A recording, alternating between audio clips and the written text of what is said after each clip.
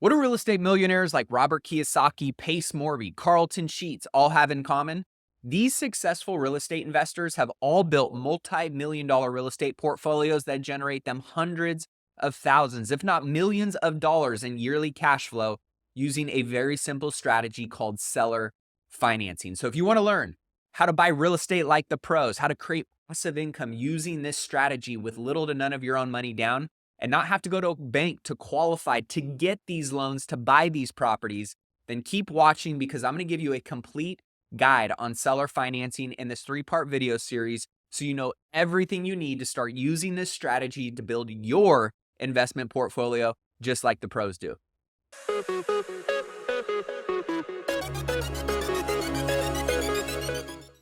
What's up guys, Media here. Welcome back to the channel. This is a mini video series on everything you need to know about seller financing.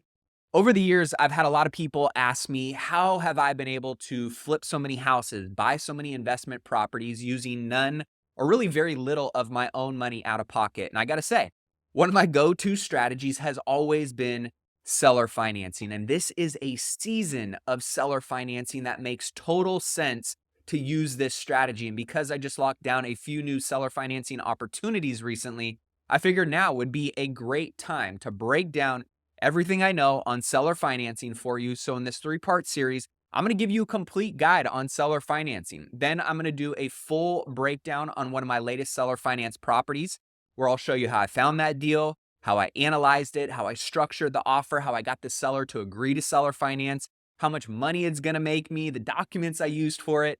And in the last video, I'm going to show you the secret sauce. I'm going to show you exactly how I do it using none of my own money. And by the end of this video series, you'll know everything you need in order to go and buy your first or your next property using seller financing. And of course, if you rock with me until the very end, I've got a little gift for you that I know you'll love. So be sure to watch the entire series.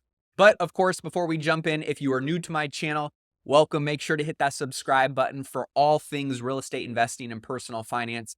Smash the notification bell so you never miss another video. And if you enjoy this video, don't forget to hit that like button. Let YouTube know there's some value being shared right here. And be sure to check out all the links and resources we have down for you in the description below.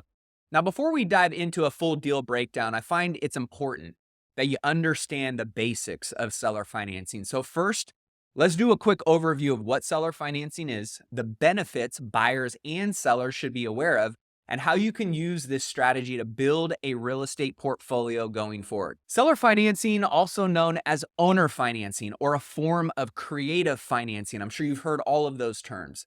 It's a way to buy real estate in which the seller of a property agrees to finance the purchase for you. So rather than you, the buyer, getting a loan from a bank to pay for the property, the seller acts as the lender and provides the financing to you directly.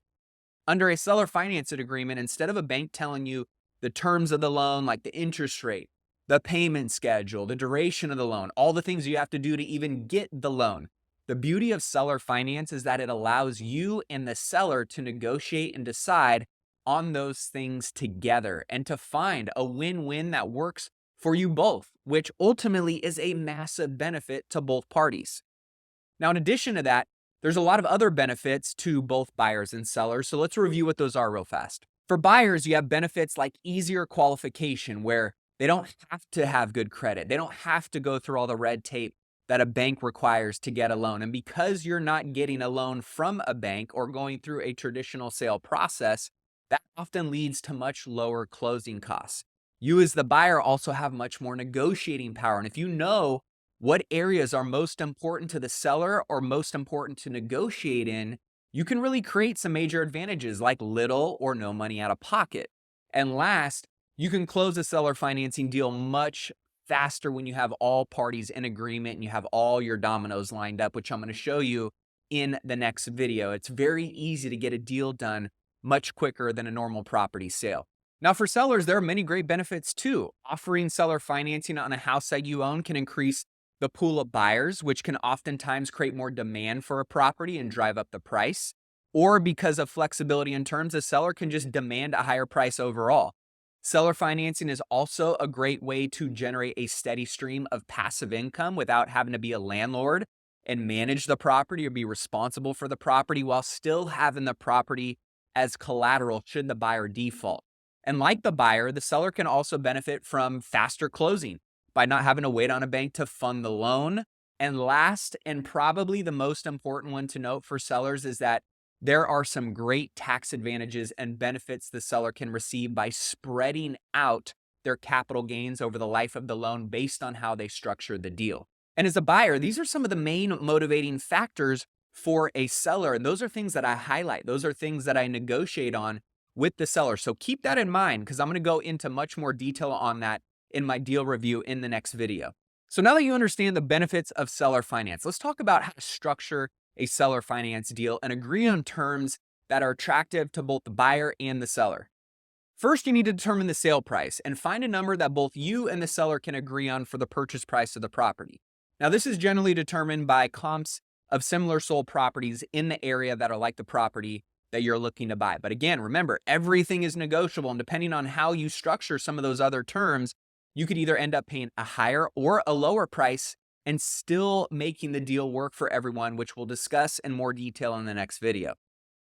Next, you need to establish the down payment, whether that's no or low money down, which as a buyer, I always aim to put as little or no money down as possible. But any smart seller is usually going to require a down payment, just like a bank would, from the buyer to demonstrate their commitment to the deal, to have a little skin in the game up front. But just know, the amount of down payment can be negotiated to whatever the buyer and seller agree to. And I've done no money down before and still made it a win for the seller, which you'll see here in the breakdown on the next video. Once you know the purchase price and down payment amounts, now you need to determine the terms around the loan amount the seller is going to finance for you. And at this stage, you'll want to agree on basic terms of the loan, which are things like the interest rate and the amortization schedule, so you understand what your monthly payment is going to be. Of course, the lower the interest rate, the longer the amortization time frame the loan is spread out over, the better if you're the buyer, because that translates into a much lower payment. You'll also want to agree on the length of the loan and when it needs to be paid off by, so you know how much time the seller is willing to be the bank and when you're going to need to either sell the property or refinance the property to pay the seller off. You'll also want to decide whether or not there's a prepayment penalty.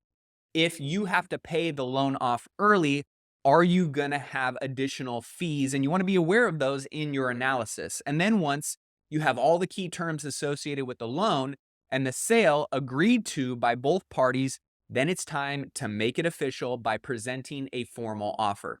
At this stage, you're going to write up a formal contract. You're going to get it signed and executed by both parties.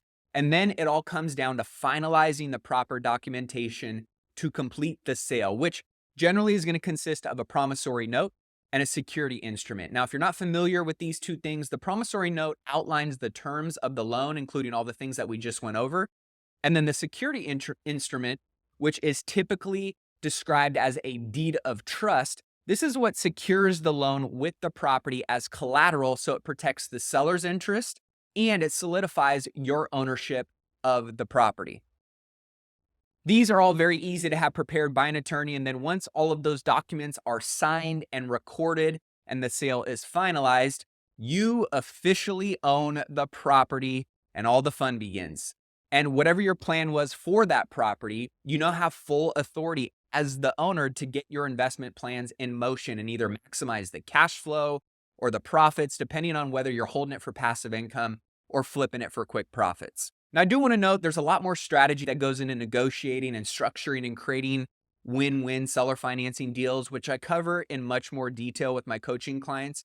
But for the sake of time and for this video, not getting too far into the weeds, because every deal really is different, this is a great place to start with wrapping your head around what seller financing as a whole is and the power this strategy can have when it comes to building up your investment portfolio and creating more cash flow and ultimately just having another negotiating strategy or another offering strategy on your investing tool belt.